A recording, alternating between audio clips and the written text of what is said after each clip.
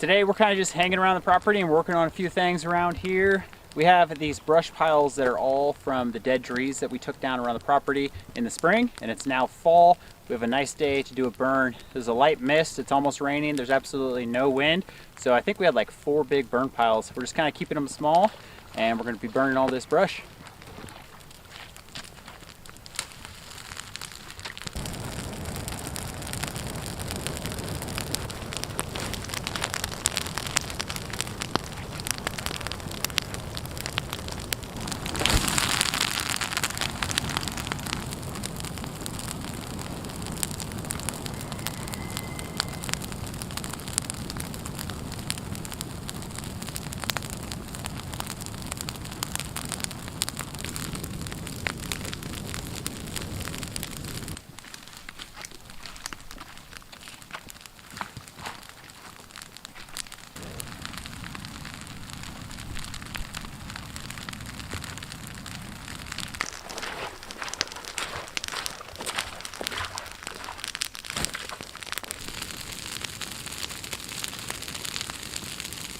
Not only did we get a lot of burning done, I found a ton of mushrooms. And this is only one bag. I filled another one of these bags. I think I found almost 2 gallons today.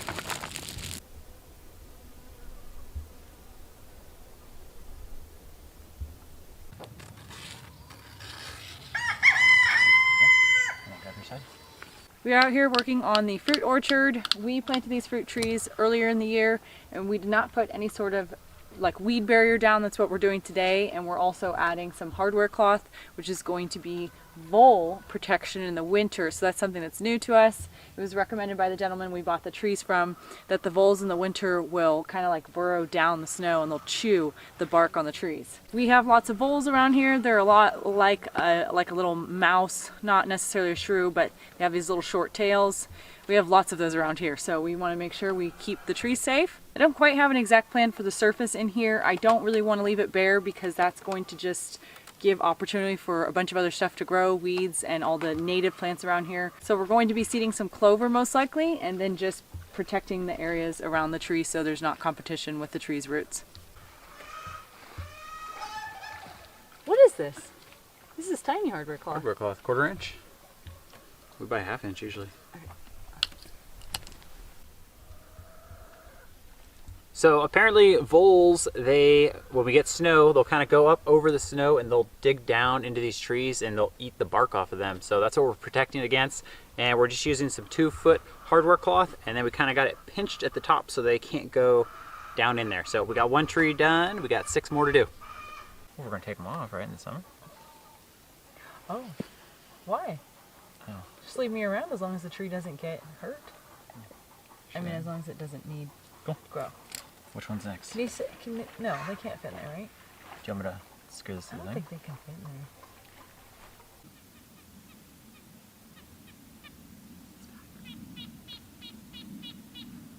there. Stuff on that tree. Nut hatching. A lot of this stuff too, that wire. A lot of everything. We're getting the bees ready for winter. We have some empty boxes over here that we're going to be kind of mocking up some of the things that we're building for them.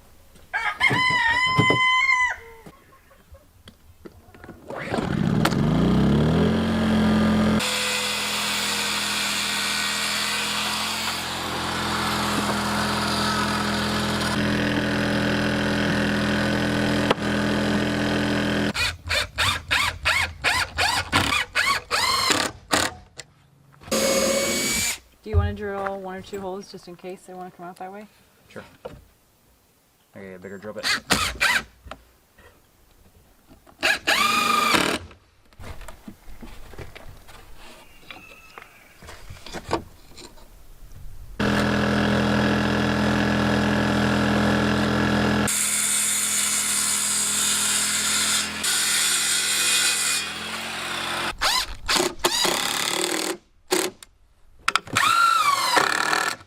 Their tools were probably far more serious. They could throw them like ninja stars and pop! You know what these are called? Shears. Tin snips. Tin snips is what I said. Or aviation snips.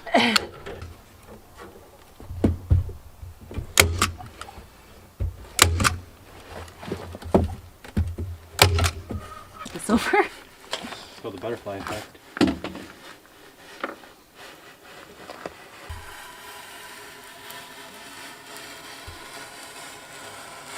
Yeah, it like cooks your eyes, huh?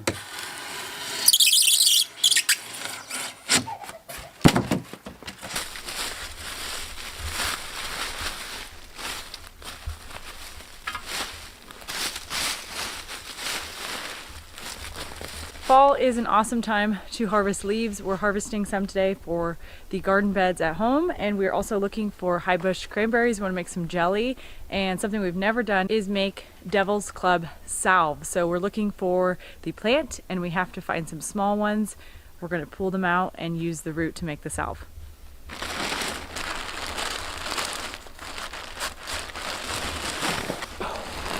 That's super heavy. We found our Devil's Club. This we're going to be making our salve out of, and a salve is a topical, and this aids in pain relief. We've never tried it, so we're going to make it, and it is a very spiky plant, and it is fall time like Arielle said, so this is the perfect time to harvest some of these roots. So I'm going to dig down below and see what we got. This is it. This is the Devil's Club root, and this is what we are going to be infusing olive oil with to make our salve. So I think this should be enough for us. Next up on our list is we need to harvest some high bush cranberries, and we just picked a few here, and these are some of the biggest high bush cranberries we've ever seen. So we got a great spot here today.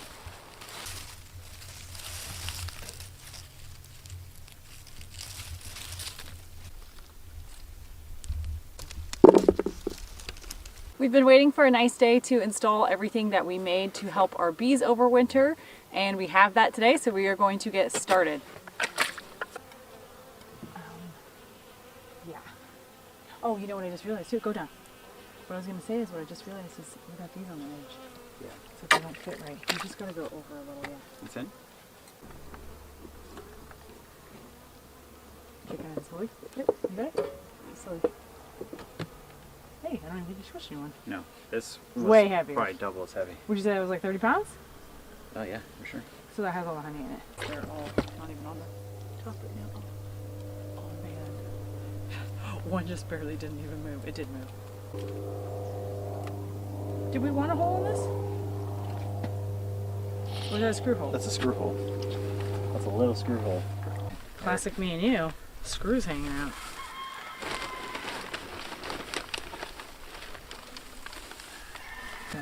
You're right, we have those two side frames in there. Well, it's an experiment. That's perfect, hon. It is. It's nice. It's like a nice little pillow. Really nice. Hey, that's insulation. That's total insulation right there. Okay.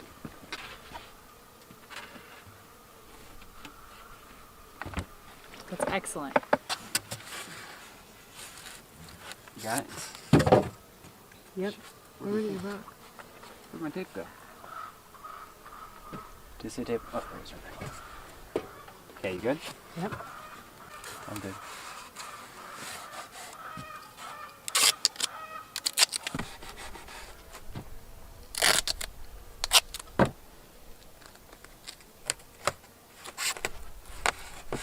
Now that we are finished getting our hives ready for winter, let's talk a little bit about what we did. First thing we did was we lifted up the hives and we put a 2x2 shim on the bottom, and what that is going to do is allow for a little more space down there if we have dead bees falling down to the bottom. Then we put our two hive bodies back on top of that, and on top of the second hive body we put our candy board. On top of our candy board, we did an inner hive cover covered with Reflectix and a little piece of screen so the bees couldn't get up through there. After that, we added our quilt box, which is stuffed with a pillowcase with wood shavings inside, and that's gonna help wick moisture out of the hive. And then finishing it off, we did our lid, which has small shims, and that's gonna allow for a little bit of ventilation up top. Then we wrapped the whole entire thing in 1.5 inch foam board insulation. So that is a lot of adjustments and changes we made, and it seems like a lot of layers. That's because it is. Last year, our two hives did not overwinter. This year, both of them seem quite a bit stronger. We had to combine two of them into one, and the one on the end is a very big hive too. I'm fairly confident they're going to go through better this winter, and that's because we're making these changes. We think what happened was we had some moisture issues and possibly some starvation. We always leave their honey. We haven't had a great enough year to be able to take honey from the bees. So starvation shouldn't necessarily be an issue, but if it's not placed right in the hive, they can have issues accessing it when it's so cold in the winter. And we also think that moisture was an issue. We saw lots of freezing in there, and we know it was a very cold, hard winter. So all of those steps really are just trying to help them with providing them extra food in the winter with that candy board, and really a lot of insulation we're hoping to provide them, as well as, you know, some airflow. Get that air moving in and out so that moisture is wicked back into the outside world, and hopefully they don't have a lot of humidity in there. A few other things we did was changed out our little metal guard on the front for an entrance reducer. We don't have issues with the little mice in the winter, and I come out here pretty regularly to check on the hive, so I'm not worried about that, but I did want to close off some of that space. We have the hives just strapped down with bungee cords. That's what we did last year, but another thing we're going to do is I'm going to put a big piece of plywood across the top of both hives and kind of keep snow from kind of getting in there, give them like a little shelf, and then we're going to put something big on top of that, maybe like a big cinder block or a big rock to kind of hold that down. We'll also be adding pallets back to the side to kind of reduce wind that gets pushed into them, including even the front, because we have open screen bottom boards, so there's a lot of airflow coming in. I'm going to put a little hay down lower so we don't have too much draft for them. We want to achieve good air circulation for them, but we don't want them in the wind, so we're trying to also mitigate that. We have a whole winter to get through, and we are not sure if all that we're doing is going to work, but I'm happy we're trying something. Technically, they should be able to overwinter in just the polystyrene hives, but there are a lot of other folks that do these extra steps, and they do have success. Sometimes they don't, so we'll just see how it works out. Either way, we are done with the bees for winter. You got all that? Okay, I'll get 2 boxes for now. I'll just get 2 boxes.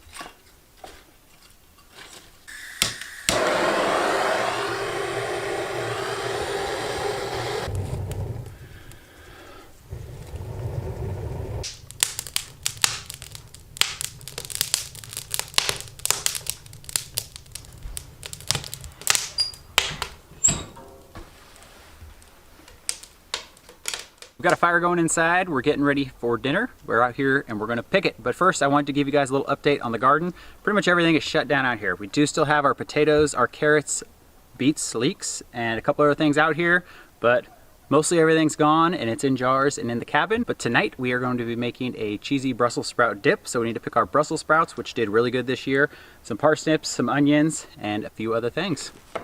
So Arielle decided to grow this for the first time this year, and it's called Salsify. Didn't get as big as it's supposed to, but it's actually pretty good. You skin these roots, and that's what you eat, and it tastes like an artichoke heart. So I'm gonna grab a couple of these too while we're here. We've got some really nice onions left out here. These are the ones that didn't fold over, so they're not gonna be really good for storage, but we've pretty much got all we need inside for our storage onions, and these we've just been picking them as needed, but got some nice onions out here still.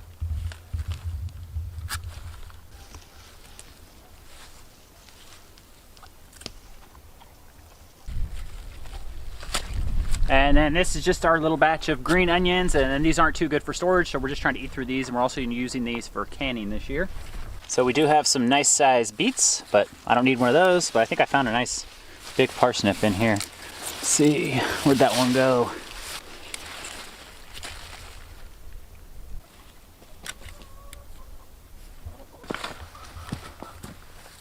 We are gonna harvest this whole stalk of Brussels sprouts, and then we're also gonna get some collard greens.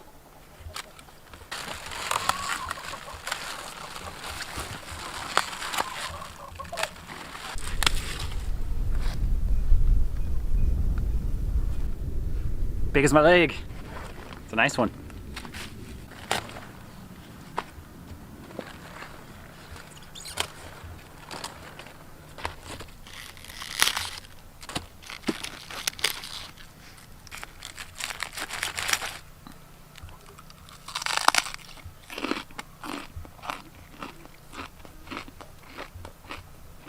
So this is obviously way too much for one meal, so we're gonna eat a bunch of this tonight, and the rest of these are gonna go in the freezer.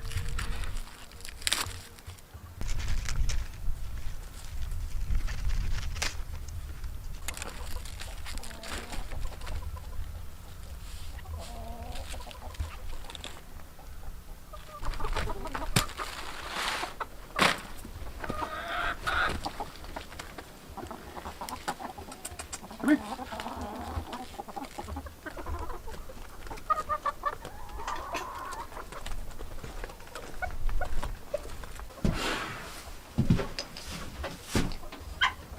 So, actually, kind of interesting, or not interesting, but cool, our pullets that we hatched out, or our little chicks, have actually started laying eggs. We're starting to get some small Icelandic eggs. We're getting started on dinner. We are first going to start with a cheesy Brussels sprout dip that we're going to be putting on some sourdough bread that we're making tonight.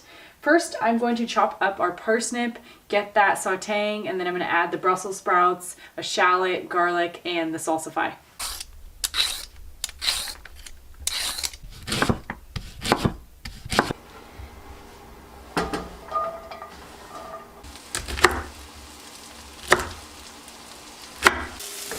Parsnip is a little bit softened.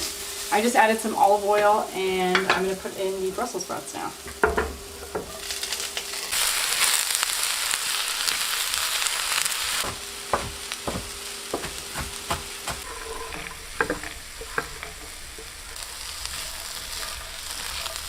I added some of our herb mixture here. These are just dry herbs we have. And then I'm going to add some salt and pepper. Next, I'm adding a little bit of half and half. Then I'm going to throw some mozzarella cheese on there and let that kind of cook a little bit before we add some green onions on the top.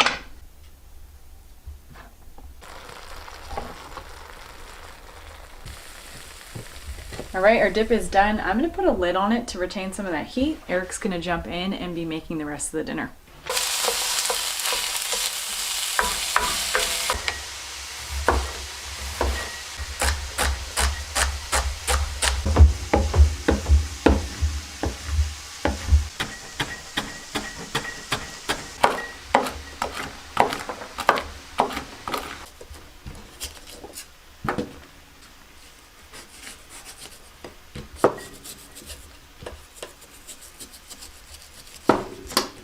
For our main course tonight, we're going to be making wraps out of those collard greens. I got some moose meat here that's almost done cooking. We're going to add our onion, celery, some of the chanterelle mushrooms, walnut, and some parsley.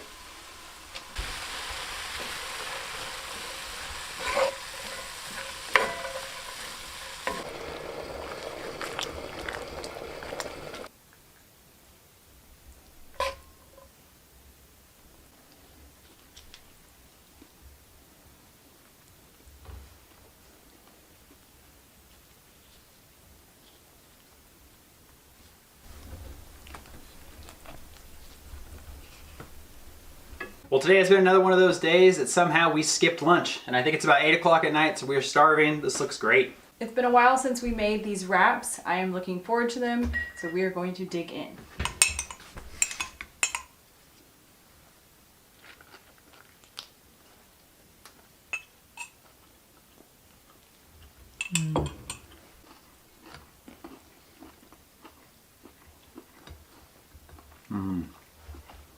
That's good.